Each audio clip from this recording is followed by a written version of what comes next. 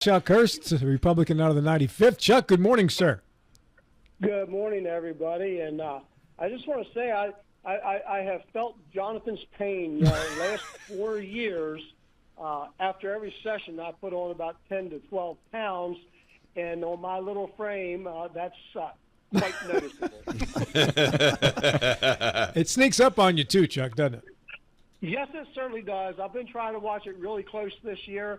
So far, I am at 0 gain. I love that. That's good. But I imagine, Chuck, it's got to be hard because, you guys are working constantly, multiple, all hours of the day, into the evening, the night. You probably don't sleep properly. I mean, there are so many parts of being a delegate that don't, blend in well with having a good diet and maintaining weight or losing weight. A lot of sitting. Yeah. Oh, yeah, a lot of sitting. A lot of the work is sitting, which doesn't help burn calories. And then there's always some sort of snacks around. Somebody's always got cookies, and they're not little cookies. I mean, they're like big cookies, probably the size of Jonathan's hand. You're killing me right now talking about cookies, man. There's nothing I want more. Chuck, Steve Catlett brought me the cookies from the inauguration for Patrick Morrissey. One was a West Virginia cookie, and the other one, I can't remember what the other one was specifically. Did you have any of those? I think they were shortbread cookies. Yeah, rather sweet tasting. Had like a vanilla icing. Yeah. Shape of the state. Yes, I've had. They're quite common down here. I've had quite a number of them. I hate to say. The cookie was such a good looking cookie. I didn't want to eat it the way it was decorated because it was really, I think it was like a shape of West Virginia, sort of. I mean, it's tough to do a full cookie that way. Too much Panhandle. They are very, very yummy, very sweet. Yeah. Chuck, you are right now, as I see, Vice Chair of Revenue. That entails what, sir?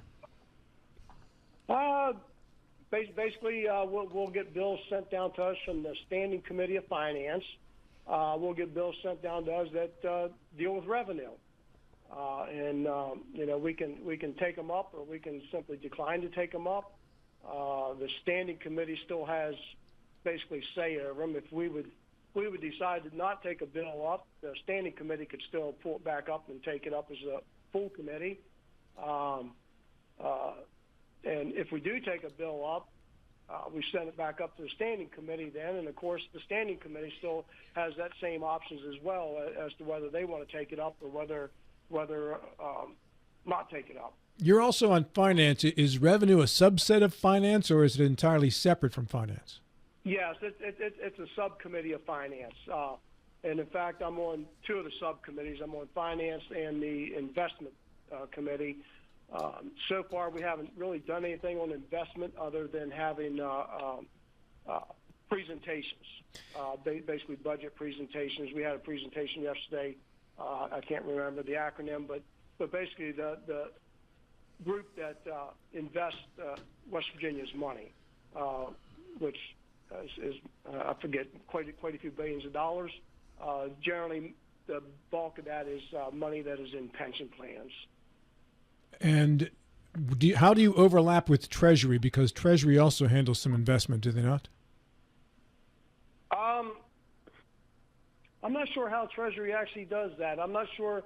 The Treasury probably does on some things, but the bulk of the state's money goes through this investment board, and they hire. I guess they hire some money managers, and it gets very, very involved as far as how they invest the money in different portfolios to try to get a decent return on the money with as little risk as possible, of course. Is the state in financial trouble, Chuck, or is that overblown by the governor? Depending on who we interview, we either have a $400 million structural hole that's going to grow to $650 million, or we're fine, that was overblown, and in fact, in February, we had surplus numbers once again. Yes, the surplus numbers is encouraging to see again. I don't know how bad it is structurally, to be honest with you. I mean, this year, we're fine for right now. Supposedly, next year is when we would actually have the deficit. So, and I would also like to remind everybody that the state's revenue generally grows I think it's at about 2% per year. And so this year right now, the year we're in right now, is the year when we've done the tax cuts, all discussion on tax cuts. This is the year where the budget was going to get the tightest. And then after this year, as I understood everything from the talks when we've done the tax cuts, after this year, then our budget our revenue should start to expand some more and take care of that, start to give us a little bit of spread there, a little bit more cushion in the revenue side. Matt Miller. Chuck, what was it about this year in particular, just needing a little bit of time for everything to kind of balance itself out with the income tax reduction? Yeah, basically, because, the tax cuts that we've done, you're probably talking about, in the last couple of years, you're probably talking about $1 billion in tax cuts when it's all said and done and added up between the personal property rebate, the 20 where we had 27.25% income tax reduction across the board, and then also we also are on the pathway to finish ending all Social Security tax at the state level, and then I think I'm not sure exactly when they were done, but there's been I remember a few years back we also done a sales cut, removed the sales tax from firearms and ammunition. So all that stuff plays into it, and to have less revenue now certainly wouldn't be surprising because basically we cut $1 billion out of revenue. So I hear the title of Vice Chair of Revenue, and revenue obviously is money coming in. You're talking now about certain amounts of money that are not there because of those tax deductions and giving back to those who are paying taxes. So how now do you kind of find revenue to fill those holes? Is that part of what the committee is doing, that revenue committee? Well, we're minding spending considerably right now, no question about that. And there, like I say, there's about 2% natural growth in the revenue, and also there's a lot of expected growth that's going to be coming on board too, with some of these big economic deals that have been done in the past. Like up in my district, Commercial Metals is one that I think probably sometime next year they're going to be starting to become operational. They won't be a full operation, I don't think, but they'll become an operational. And the year after, I think, is full operation. And at that point, that's expected 235 jobs there in our area that are in the 70,000 plus range per year, plus benefits. Yeah, how long does it typically take for, we've heard a lot about those major type of projects in and around the state, not only here but other parts of the state. How long does it typically take to begin to feel the full effect of those types of projects? Well, some of those projects are so big that the full effect would be quite a number of years down the road. I mean, that's not to say we won't start getting effect much sooner, but like the Nucor deal, that is anticipated to once they get up and running. Of course, we'll see some effects then, but the full effects of that deal is going to be probably multiple years down the road, because we fully expect that there's going to be other businesses that will want to locate right next to Nucor. Nucor planned this ahead of time with the purchase of that property. They purchased a large chunk of property, so they have quite a few acres that can be used for other manufacturers or other companies that deal with them, that they know and fully expect will want to locate right next to their plant. Chuck, I'm going to jump on my soapbox for a minute, okay? 235 jobs, 70,000 apiece. That's great. That'll help our tax base. The rest of the state needs to understand that we need locality pay for teachers in the Eastern Panhandle so we can keep teachers, so we can keep this ridiculous group, this ridiculous growth that we have. 235, we get more than that from a little townhouse development of people coming from Maryland and Virginia to come live here and bringing their $70,000 to $100,000 incomes with them, where they will get charged West Virginia state income tax, which is what you were talking about with the 235 jobs. I don't understand why there are so many of your fellow delegates and senators that don't understand math, that we need the structure here so that we can keep having this ridiculous growth, so that we can keep adding to the tax base of West Virginia. How many counties in our state have a positive growth? Very few. And how many have a positive growth of people making 70 to 100,000? It's ridiculous why they don't understand. We are the engine that is driving the state economically. It's all you drive anywhere, you see a new development, and those are people moving from out of state that will be paying West Virginia taxes. All right, let's let him answer. Chuck? No, I understand the problem fully. I think we've talked about it quite a number of times. Oh, I know we have, my friend. And I don't know what the answer is to get some of the others on board with that. I cannot imagine that they don't understand or have at least some understanding of how important it should be. But it appears to me it's simply regional, and some of these delegates, they simply represent their region, and that's what they do. I don't know that they necessarily look at the big picture. They don't understand math. They don't understand that their regions, especially in the poorer regions, are helped by the fact that we have so much growth and there's so much money coming from here down to Charleston that can be used to help all West Virginians. So absolutely, and you know, if for instance, if we didn't send so much of the money down here to Charleston to be redivided up for schools across the state, we'd be flush with education and stuff up home if that money stayed up home. But that's not how it is. And you know, once upon a time, that money was probably coming from the southern coal fields to the eastern Panhandle before we had this kind of crazy growth that we've had over the last, 30, probably around 30 years, I guess, when it really started getting kind of out of hand or very, very fast-paced growth. I guess that's what the school aid formula was designed for. But I think the school aid formula needs looked at. I think it's outdated. I don't think it really works like it should. But yeah, I mean, you know, all of our Eastern Panhandle delegation recognizes what the issue is. We all fight for that issue down here. But it's more getting these other people from these other areas to understand how much our growth benefits them and their areas and the whole state. And it does, and that's been my philosophy since being in office.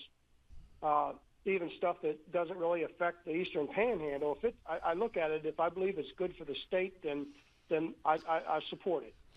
You know, I've just always flat out supported it, even though it really had nothing to do with our area, so to speak, other than if it's good for the state and helping the state, certainly it's helping us to some degree as well. Delegate Chuck Horst, our guest here. And Chuck, are you no longer serving on DNR and the other outdoor committees? No. With these committee changes, there's not really a DNR committee now, or Natural Resources Committee.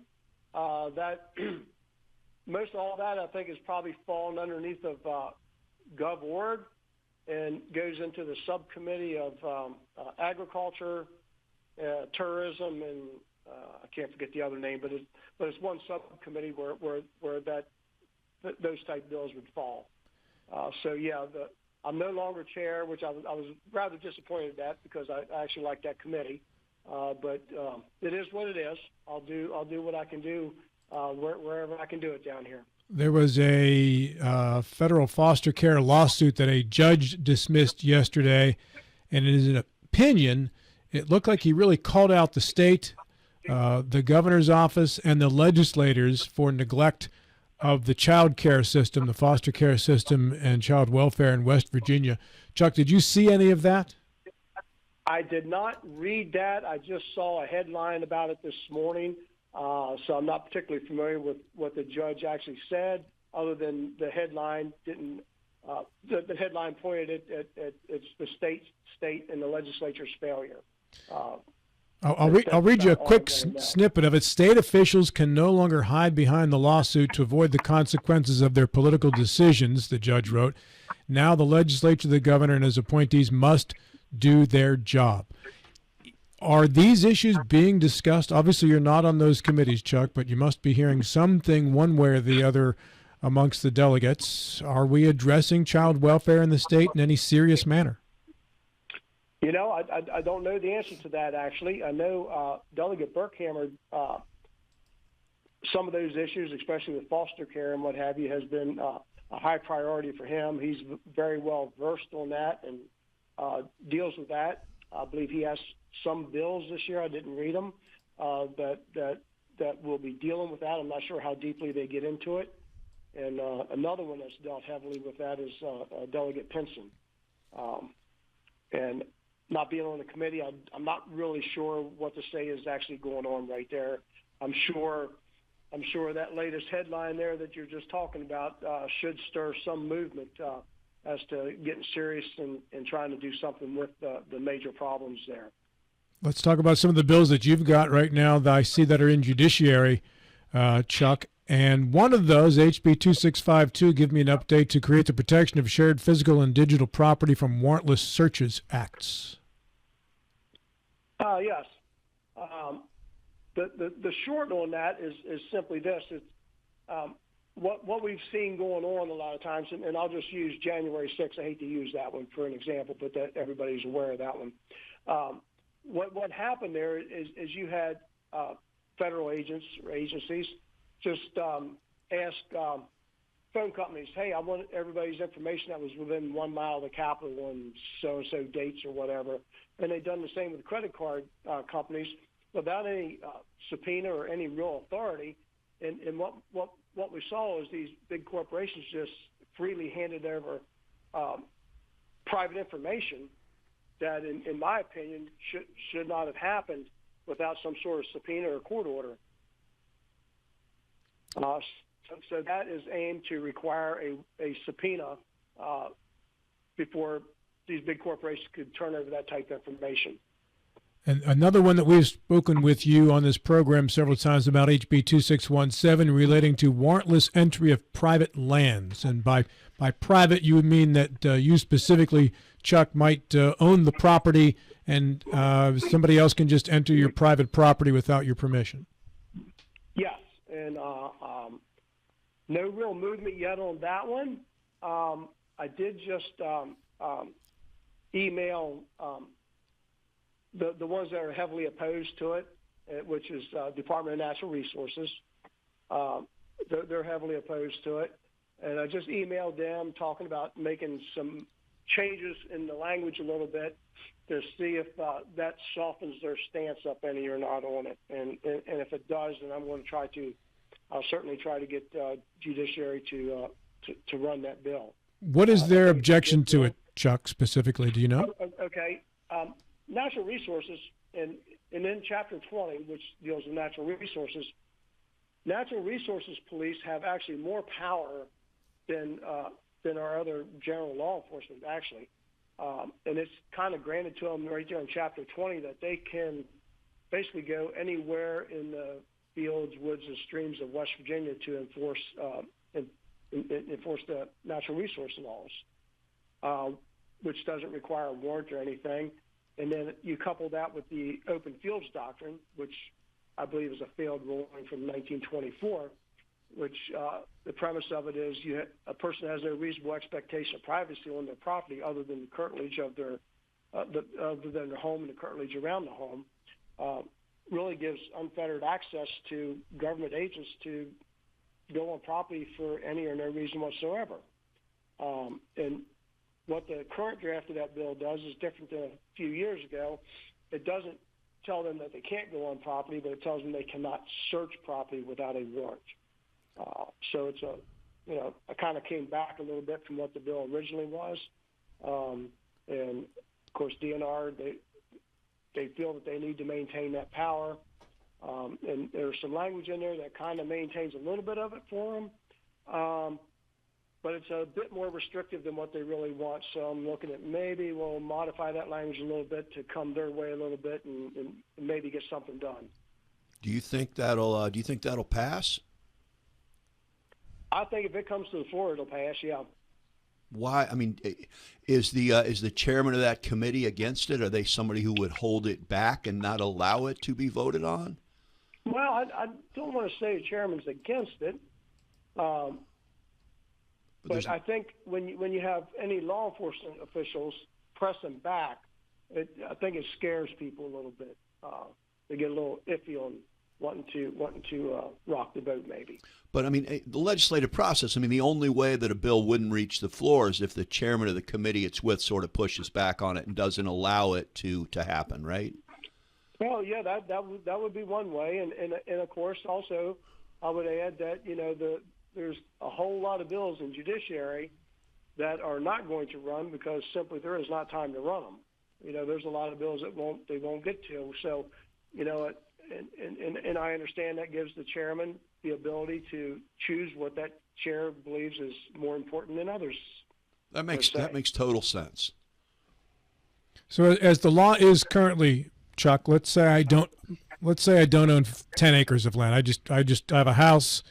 Maybe I've got an acre of land. Maybe I've got a fence around part of it or whatever. As the law currently stands, a DNR officer can just enter my backyard and look for whatever they think they need to look for? Yeah, as long as he doesn't break the curtilage of the home. Really? Which the curtilage is not a really well-defined thing either. The curtilage is rather poorly defined. But usually, as I understand curtilage, it'll usually be defined as basically your yard, the section of your yard that you upkeep and keep mowed and what have you. So anything that's outside of that area probably would be fair game. I see. Now, does that apply just to DNR officers or any officer of the law? Well, technically, it would be any officer of the law. But I will tell you from 2 years ago when I did have a committee hearing on the original bill that state police testified against the bill, but then under questioning, they also testified that it didn't affect them because they get warrants in such circumstances. And the Sheriff's Association basically testified the same way. They came in to testify against the bill. However, under questioning, they also testified that it wouldn't really affect them because they get search warrants in those situations. And they should. So, and it's good that they're able to get search warrants and get in there and look for stuff they need to. That's important. Law enforcement is very important. If you surveyed 100 people, I wonder how many knew that their property could be searched without a warrant. Maybe 10. Yeah, that's if that many. I'd like to survey 100 people and ask them if they know what the word curtilage means. I think it's in your knee, isn't it? That's what you're injuring. You're playing basketball too much. The doc said my curtilage is bad. Chuck, we are just about out of time. Stay away from all that free food as much as you can down there. I've been trying hard, Rob. Push away. Thanks, push away. Chuck. Push-ups from the table, baby. Good talking to you, man. All right, thank you, guys. Real quick, who's your roommate with Hardy gone out there? I do not have a roommate. I rented a one-bedroom condo this time. All right, very good. Thanks, Chuck. All right, thank you, guys.